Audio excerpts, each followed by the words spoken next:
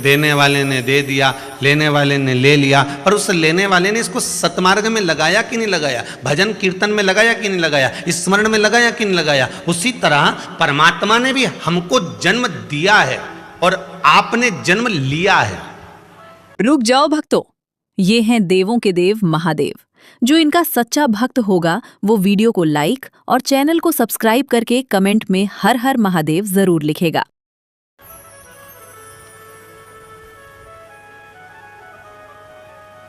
कितना मांग कर लेकर आए थे आप परमात्मा से। जब एक कुत्ते की योनि में, श्वान की योनि में ये आत्मा पड़ी रहती है, ये जीव जब पड़ा रहता है और उसको दरवाजे पर लात मारी जाती है, झूठन डाली जाती है, धुतकार कर भगाया जाता है, दरवाजे पर डंडा मार दिया जाता है, वो रात भर दिन भर पड़ा रहता है। श्वान की योनि, कुत्ते की योनि जब एक जीव की होती है तो वो परमात्मा से बार बार पुकार कर कहता है। आपने देखा होगा कि जब आपके मोहल्ले में देखना, जब कहीं आरती होती हो, पूजन होती हो या अन्य अन्य चीजें किसी भी धर्म की कोई पुकारती होंगी, उस समय कुत्ता भौंकना चालू कर देता है या रोना चालू कर देता है या आवाज देना चालू कर देता है।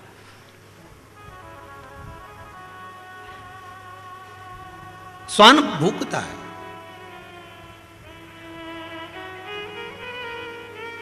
क्यों? क्योंकि परमात्मा से कहता है कि मुझे अब इस योनि में मत रखो, मुझे इस योनि से मुक्त कर दो। जैसे ये भजन कर रहे हैं और मुझे माइक की आवाज आ रही है, भजन की आवाज आ रही है, बस मैं भी चाहता हूं कि मैं भी भजन करूं, मेरे को इस योनि से मुक्त करो। भगवान बार बार उनकी विनती स्वीकार करते हैं, तब मांगता रहता है, तब जाकर ये मानव का शरीर मिलता है। और मानव का शरीर मिलने के बाद में भी मनुष्य वही कपट में पड़ गया कि 3 बार भोजन भजन एक बार, उसमें भी उलझन आती है बार बार।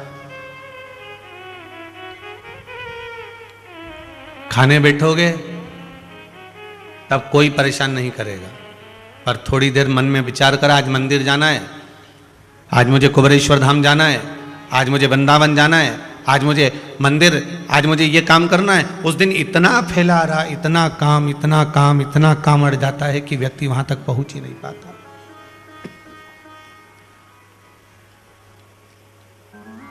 वो प्रयास भी कर रहा है, वो अथक प्रयास कर रहा है, फिर भी वो वहां तक नहीं जा पा रहा।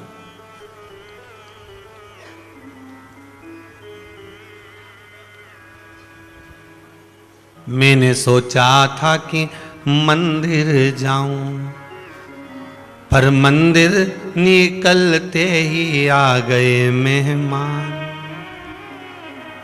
आफत में पड़ गई हाय मेरी जान, बड़ी आफत में पड़ी है महाराज।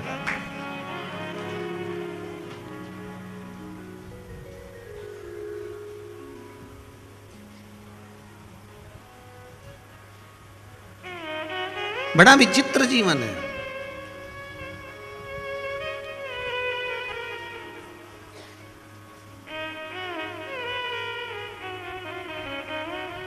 कितना मांग कर लेकर आए थे, कितना।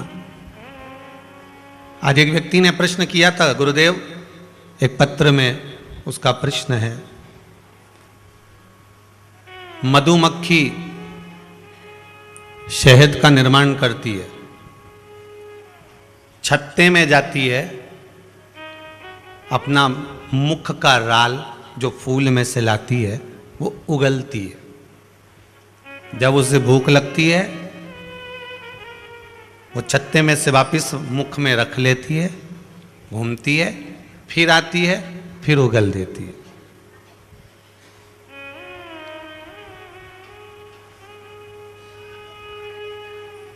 मधुमक्खी जिस शहद को मुंह में रख के कुल्ला करती है वो पंचामृत में भगवान के स्नान में काम आ रहा है, झूठा।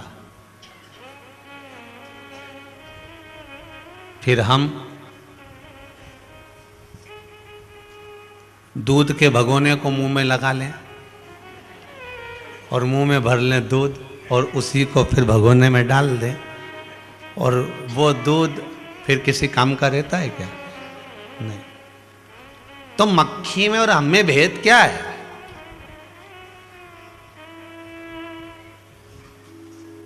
मक्खी, वो मधुमक्खी फूल के रस को ले रही है, मुंह में रख रही है, कुल्ला कर रही है, फिर मुख में लेती है, फिर कुल्ला कर देती है, फिर कुल्ला कर रही है। वो मधु, वो शहद भगवान पर चढ़ रहा है, अभिषेक हो रहा है, भगवान के पूजन में काम आ रहा है।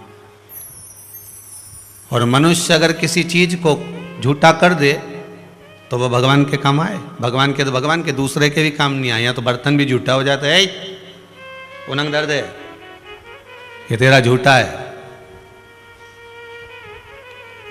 ये किसी काम का नहीं है।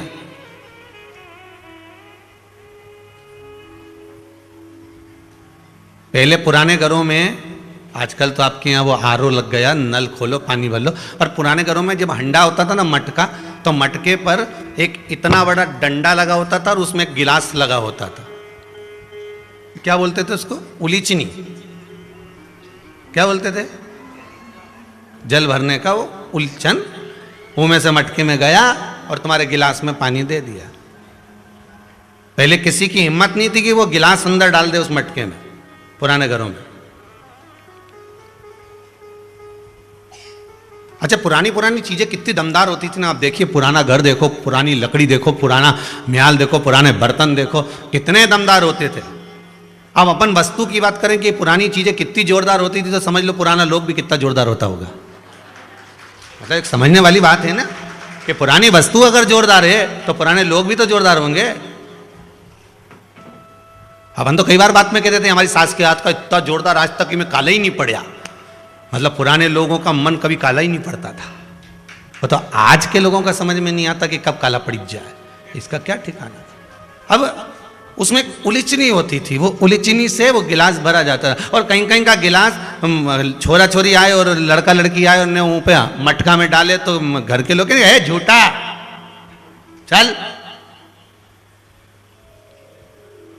फिर वो मटके में डाले क्या? नहीं, ये झूठा है, ये मटके में जाने के लायक नहीं है। मतलब मटके में से पानी वही निकाल सकता है जो झूठा नहीं है।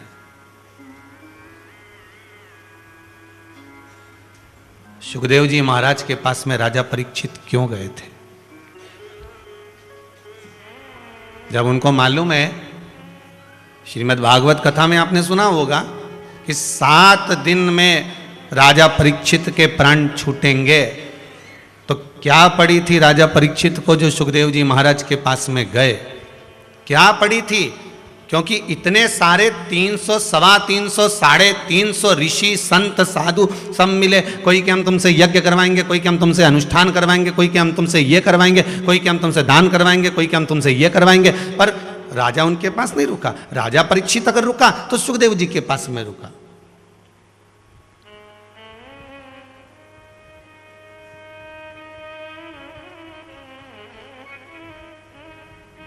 मटके में से पानी वही ला सकता है जो झूठा नहीं है। अर्थात राजा परीक्षित को यह मालूम था कि संसार सागर से वही तार सकता है जो झूठा नहीं है।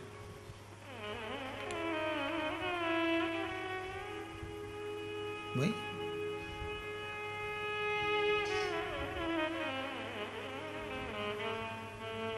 सत्यता का मुख।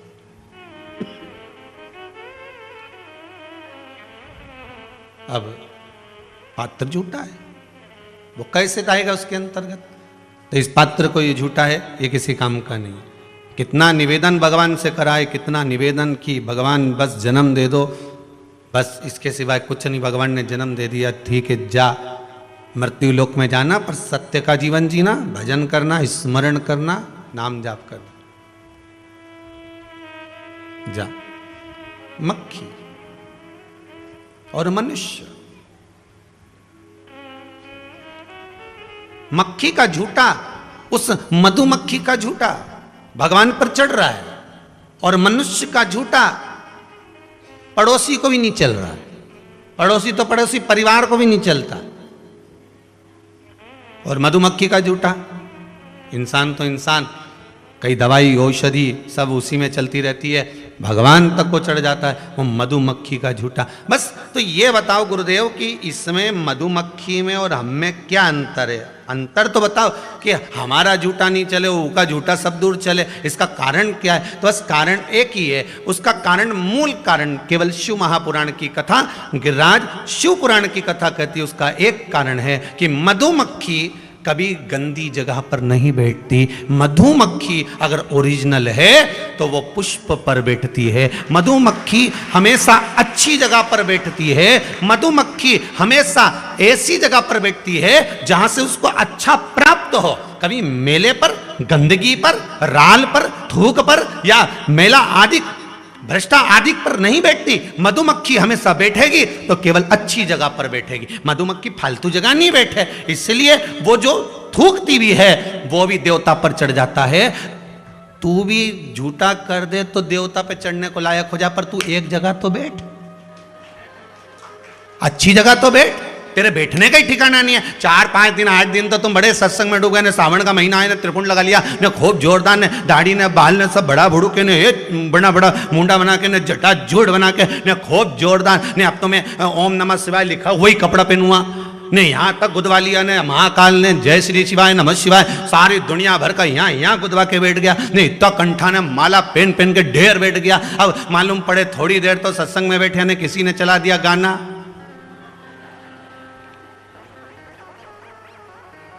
अब एक बार तो बोला बंद कर दे, शिवाय नमस्तुभ्यं श्री शिवाय नमस्तुभ्यं श्री शिवाय नमस्तुभ्यं, बंद कर दे श्री शिवाय नमस्तुभ्यं श्री शिवाय नमस्तुभ्यं। थोड़ी देर तक गाने में फिर रुचि गई तो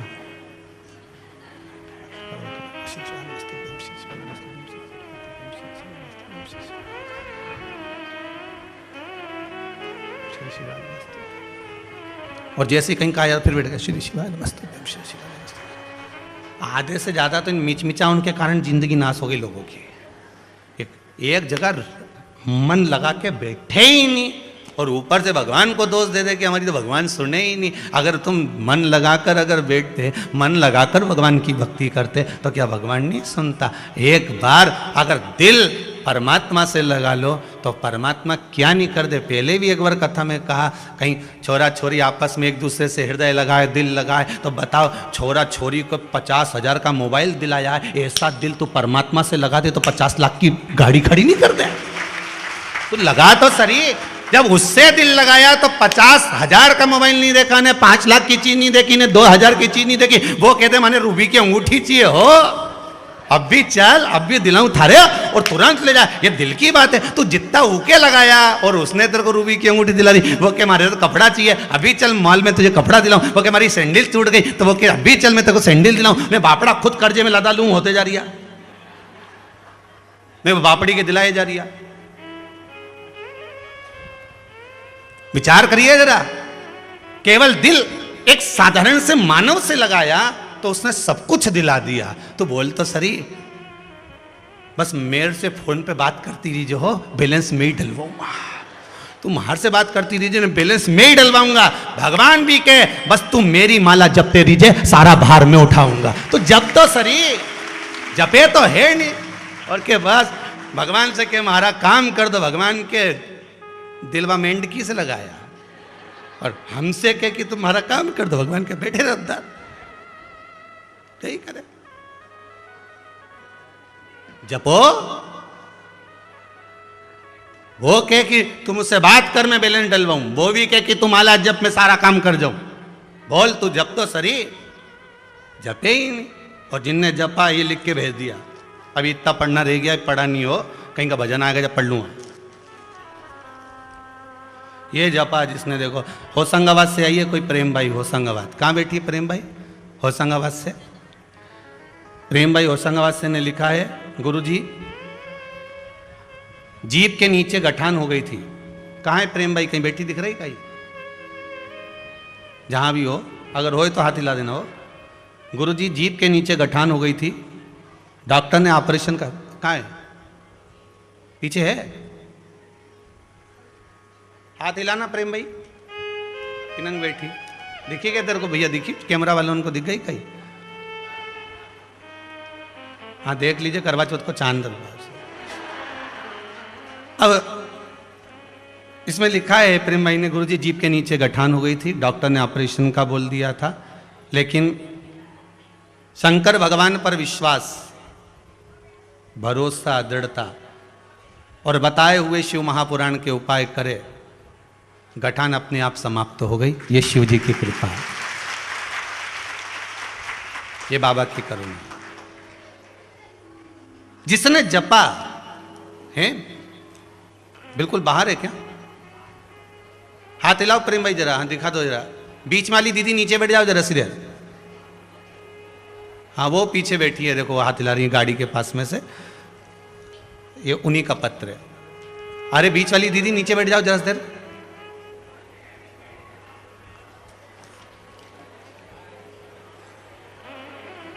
राधे,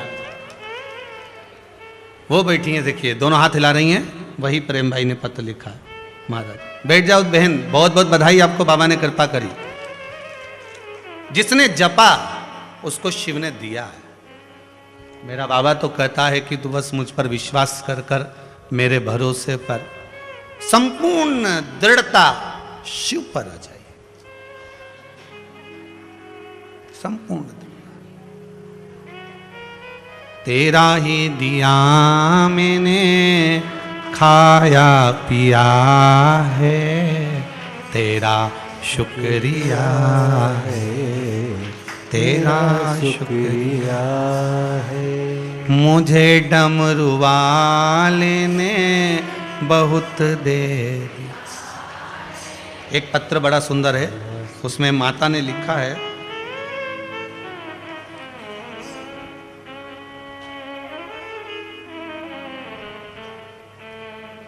प्रशांत कुमार ताम्रकार, जिला सागर, तहसील देवरी, ग्राम महाराजपुर से आए। कहाँ बैठे हैं? इन्होंने पत्र में लिखा है, गुरुजी परेशानी तो इतनी थी कि कागज में लिखी नहीं जा सकती, मैं बखान नहीं कर सकता। बस 2 महीने पहले सिर्फ एक बार दिल से कुबेरेश्वर धाम की विनती करी, तो गुरुजी मेरा 2019 से जो काम अटका हुआ था वो काम पूर्ण हुआ। कहाँ बैठे हैं भैया? प्रशांत कुमार जी ताम्रकार, कहीं हो तो हाथ हिला देना भाई, या आवाज लगा देना। मेरी सरकारी जॉब लग गई है गुरुदेव, इसलिए बाबा को नमन करने के लिए आया। प्रशांत कुमार जी ताम्रकार, जिला सागर, तहसील देवरी, ग्राम महाराजपुर से।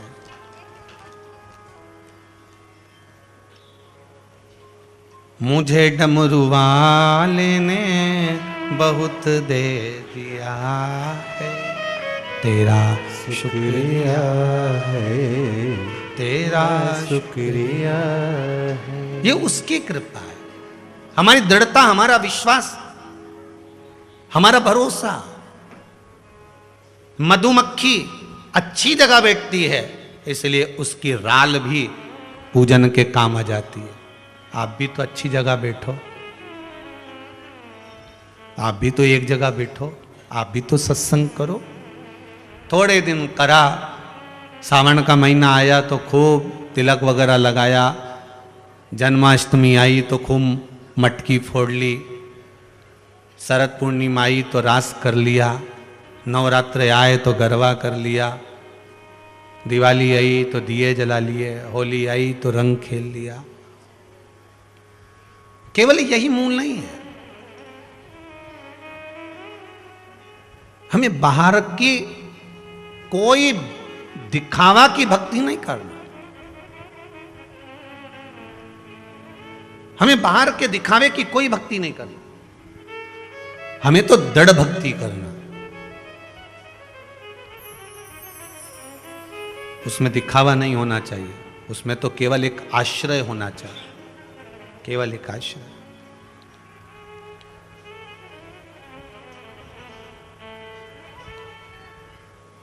श्रीमद् वल्लभाचार्य जी,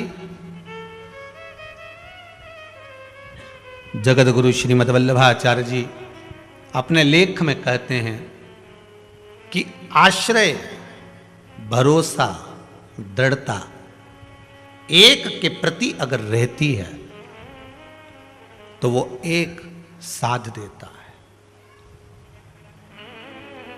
एक साथ देता है।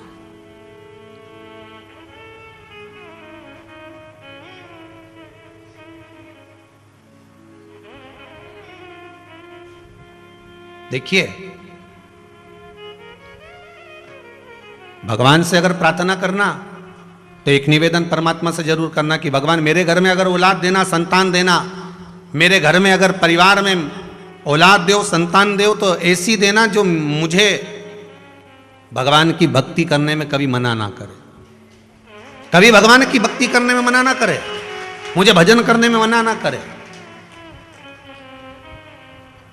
पुत्र का जन्म क्यों होता है? पुत्र किस लिए लोग मांगते हैं कि पुत्र हो, कि वो कम से कम मुझे सत्संग कराए, मुझे ले जाकर कथा सुनवाए, मुझे ले जाकर भगवान की भक्ति की ओर अग्रण्यता का भाव प्रकट करे।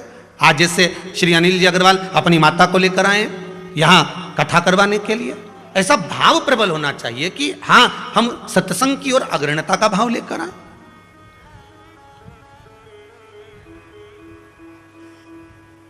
हम भगवान की भक्ति का पथ निश्चित करें।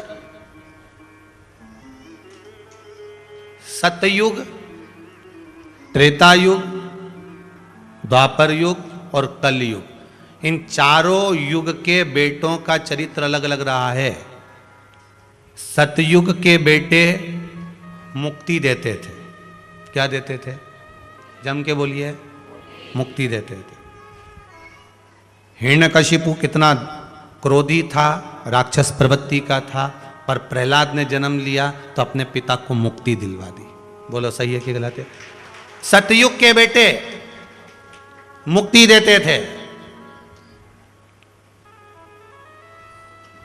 त्रेता के बेटे भक्ति देते थे,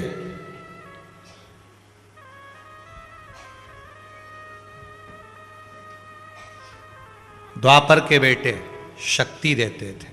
भगवान कृष्ण ने अपनी माता को कहा, ग्वाल वालों को कहा, ब्रजवासियों को कहा, नंद बाबा को कहा, डरना नहीं, शक्ति देते हैं। सतयुग के बेटे क्या देते हैं? मुक्ति देते थे। त्रेता के बेटे भक्ति देते थे। द्वापर के बेटे शक्ति देते थे।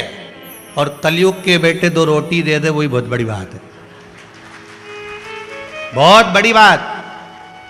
कलयुग के बेटे अगर दो रोटी भी दे दें तो बहुत बड़ी बात है। पहले के समय में गौशालाएं थी, आज के समय में वृद्धाश्रम है।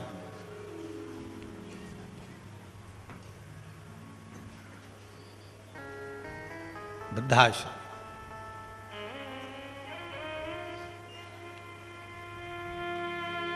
बड़ा मुश्किल है। मेरे शिव कहते हैं,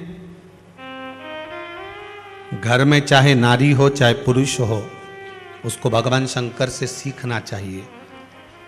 जैसे जैसे परिवार बढ़ता चले जाए, घर में बहू, बेटे, बेटी, दामाद, कुटुंब, कबीला बढ़ता जा रहा हो, उतना वाणी को मौन देते चले जाए। शिव जैसे जैसे भगवान शंकर की बहुएं आती चली गई, भगवान शंकर मौन होते चले गए, चुप। पर हमारे यहां उल्टा होता है, खाया बिना रह जाऊं, ये देखो मैंने तो बोला ही नहीं, तुम पूरा कर दिया है, उतने भी पूरा हो गया है।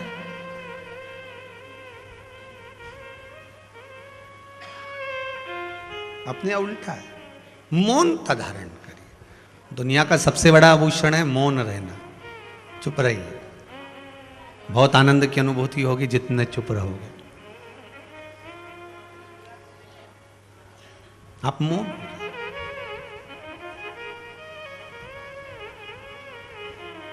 अच्छी जगह बैठोगे तो शायद सत्य के पथ पर जियोगे तो शायद मेरे शिव को मिलने में देरी नहीं होगी, मेरे शंकर को प्राप्त करने में देरी नहीं हो सकती। आपकी भक्ति का बल, आपके विश्वास का बल, आपकी दृढ़ता का बल इतना प्रबल होना चाहिए कि भगवान की भक्ति में मैं जब डूब जाऊं तो मुझे कुछ सुहाए ना। पुलस्त ऋषि श्री गिरिराज शिव महापुराण की कथा कहती है, पुलस्त ऋषि अपनी धर्म पत्नी प्रतीचि से करते हैं, ए प्रतीचि, आज मेरा मन करता है कि मैं काशी को छोड़कर संपूर्ण भूमंडल पर भगवत स्मरण करने के लिए जाऊं, संपूर्ण भूमंडल।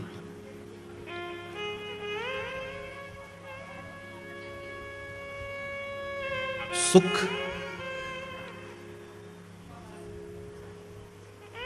सुख केवल वह नहीं है कि आपके घर में धन और वैभव आए। सुख केवल वो नहीं कि आपके घर में धन, सत्ता, वैभव, संपदा बढ़ जाए। सुख उसको कहते हैं कि आपके घर में जितने भी निवास कर रहे हैं उनके मन शीतल हो जाए। कल सूरत वाले सोमानी जी के यहाँ से भाभी जी कह रही थी, गुरु जी हमारे जीवन का सुख तो हमको ये मिल गया कि हम तीर्थ बहुत कर रहे हैं, हम सत्संग बहुत कर रहे हैं, ये सुख है। सुख केवल धन का नहीं है कि धन बढ़ेगा तो ही सुखी होगा। यहां तो शास्त्र तो कहता है प्रथम सुख निरोगी काया, द्वितीय सुख घर में माया। ये दूसरे नंबर का सुख है जो घर में माया चाहिए, धन चाहिए, संपदा चाहिए। हाँ, भगवान से नी भी मांगोगे ना तो भी भगवान देगा। धन देना उसका काम है, जन्म दिया है तो भरण पोषण करना उसकी जवाबदारी है। आप तो बिल्कुल एकदम निर्भय हो जाओ, उसके भरोसे पर जीना चालू कर दो, उसके विश्वास पर जीना चालू कर दो कि मुझे जन्म इसने दिया है तो वो देगा।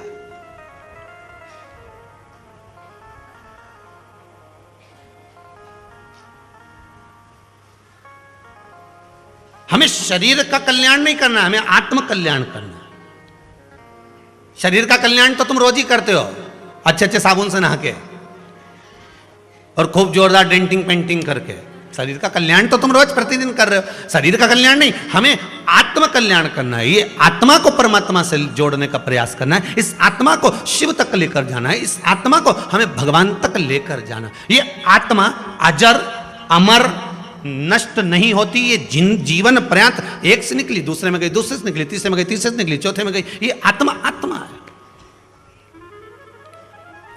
जैसे दूल्हा और दुल्हन नहीं होते, दूल्हा कितनी देर का होता है? और जम के तो बोलो, ज्यादा ज्यादा 2 दिन का, 4 दिन का, 24 घंटे का, 8 घंटे का, 20 घंटे का। उसके बाद तो उसने तोरण लगाई, ने तोरण लगाने के बाद ने घोड़ी से नीचे उतरा, उसके बाद तो घर के ही लोग कहते अटैची उठा के ला, जा अटैची उठा। तो दूल्हा के मैं तो दूल्हा काय का, तोरण लग गई ना, काम खत्म, चल अटैची उठा। बोलो सही है कि गलत है? दूल्हा कितनी देर का? 2 दिन का, 8 दिन का, 4 दिन का, जितने दिन तक बन्ना बन्नी का, उतने दिन का दूल्हा। और दुल्हन 8 दिन की, 10 दिन की, जीवन पर्यंत दुल्हन तो दुल्हन। ये की दुल्हन तो के वो भेरू की दुल्हन के दुल्हन। ये किसकी लाड़ी? के वो भेरू प्रसाद की लाड़ी। अच्छा, तो क्या नई आई क्या है? 42 साल शादी का हो गया, अच्छा वो की लाड़ी है वो? मतलब अभी तक लाड़ी खत्म ही नहीं, वो लाड़ा तो कब का 24 घंटे ही था वे तो। उसके बाद बोलो सही है कि गलत है? वो तो दूल्हा कितनी देर का? 24 घंटे का, 8 दिन का, 4 दिन का है। 4 दिन तक दूल्हा बना बना घुमाने, तलवार लेके घुमाने, कटार टांग के घुमाने, माला पहन ली ने फूला की और तिलक मिलक लगा लिया। और जैसे उन्हें तुर्रा तुर्री लगाई और तोरण दी, और तोरण देने के बाद तो फिर घर का लोग भी नहीं झेले, दूल्हा के कौन झेले? दुल्हन के सब झेले। दुल्हन आई, दुल्हन आई, दुल्हन आई। और इसकी तो कभी खत्म ही नहीं हो। ये जब जब तो क्या कथा में गई तो किसकी दुल्हन गई? तो क्या वो भेरू की गई? बोलो सही है कि गलत है? की लाड़ी गई तो क्या भेरू की गई? अब लाड़ी तो अभी तक खत्म नहीं हुई, दुल्हन अभी तक खत्म नहीं हुई। और कहीं का कहते कथा में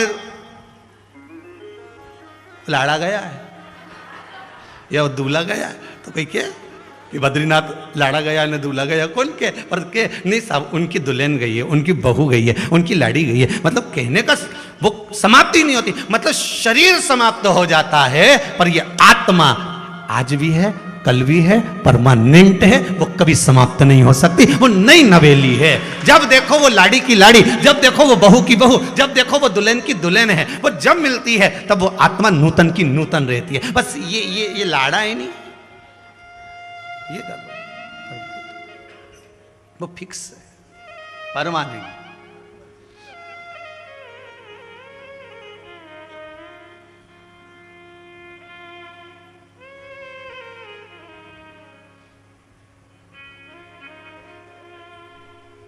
अच्छा, सब लोग गाली दें तो शरीर को दें, वो ऐसा वो वैसा, वो अपने आप को इतरा रही, वो अपने आप को ऐसा कर रहा, वो भेरू ने ऐसा कर दिया। और कोई कवि कहे कि वो आत्मा ऐसी, और एक आध बार कह दे वो आत्मा ऐसी, तो लोग दूसरी बार उसके बाद जाए नहीं, अच्छा आत्मा है क्या, तो जाए। कोई ने किया कि आत्मा ऐसी, कोई नहीं बोले आत्मा के गलत, कौन ने बताया कि आत्मा कभी काम बेकार करे ही नहीं। आत्मा तो क्या, भजन कर, स्मरण कर, शंकर का नाम जाप कर, अभिषेक कर, कीर्तन कर, नाम जाप कर, स्मरण कर। अरे लोग आत्मा को तो कुछ नहीं बोले, शरीर को बोले आत्मा भी कई लोग के, तो मैं तुम्हारे आत्मा नहीं दुखे ये बात के, तो क्या दुखे तो शरीर पर, मुझे कोई लगे ही नहीं है, तो शरीर से बात हो रही है, मेरे को क्या करना।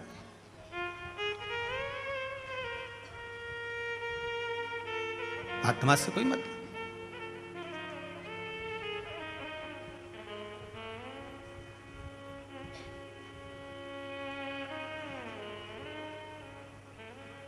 बस ये आत्म कल्याण होना चाहिए। पुलस्त ऋषि प्रतिऋषि से कह रहे हैं कि मेरा मन करता है कि अब मैं कहीं भगवत स्मरण के लिए, इस काशी में तो अभिमुक्तता है, पर इस काशी नगरी से मैं शंकर की इस पावन रच को लेकर भगवान शिव की भक्ति को धारण कर कर पूरे ब्रह्मांड में शिव की भक्ति को जगाना चाहता हूं। संपूर्ण ब्रह्मांड में मैं शंकर की भक्ति को जागृत करना चाहता हूं। और आप सबको हम बहुत बहुत धन्यवाद देंगे, आस्था चैनल के भी श्रोताओं को, अरिहंत चैनल के भी श्रोताओं को, साथ में आप सभी फेसबुक यूट्यूब के श्रोताओं को, और आप कुबेरेश्वर धाम में जो कथा सुन रहे हैं उनको भी, कि आप सभी ने पूरे विश्व में शिव भक्ति को जगाया है, आपने जागृत करा है, शंकर की भक्ति को जागृत करा है, शिव को पहचान आप लोगों ने दिलाई है, शंकर को पहचान आपने निश्चित कर दिया कि शिव को जल कैसे चढ़ाना चाहिए, शंकर को दूध कैसे चढ़ाना चाहिए, शंकर को दही कैसे चढ़ाना चाहिए, पशुपति व्रत कैसे करना चाहिए, क्या नियम होता है, क्या धर्म होता है, बेलपत्री कैसे चढ़ाना चाहिए, किस ओर बैठकर शंकर की आराधना करना चाहिए, हमारा मुख कहाँ होना चाहिए, भगवान शंकर के पुत्र कितने, पुत्री कितनी, बच्चे कितने, उनका व्याख्यान वर्णन क्या। तो ये आपने जनमानस तक, हमने तो इस व्यासपीठ से कह दिया,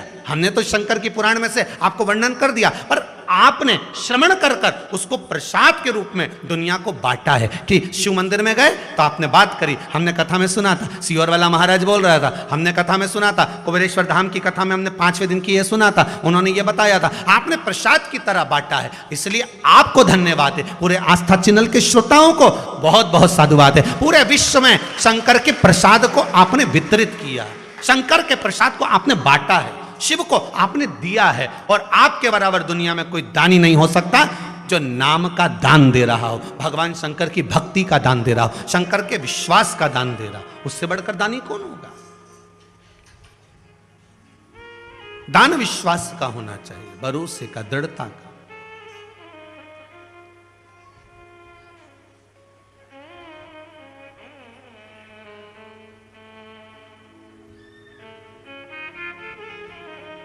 महाराज, हम तो एक साधारण से नन्ना सा फूल हूं मैं, चरणों की धूल हूं, है क्या, बस एक छोटा सा पुष्प हमारे पास में कुछ नहीं।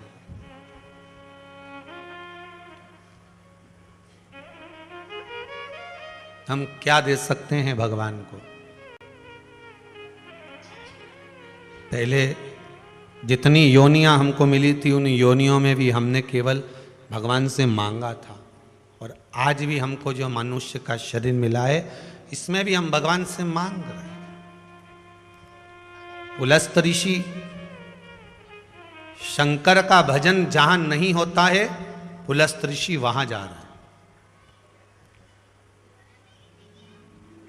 काशी नगरी से निकलकर जहां भगवान की भक्ति नहीं होती वहां जा रहा है।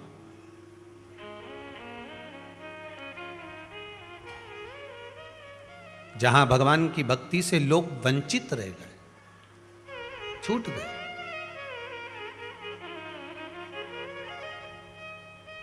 और भगवान की भक्ति से वंचित रह गए तो उनको भक्ति में जोड़ना तो पड़ेगा।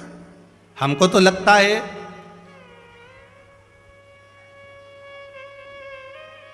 कि ये जो कोरोना महामारी आई, दुनिया के लोग कहते हैं कि इसने विनाश किया।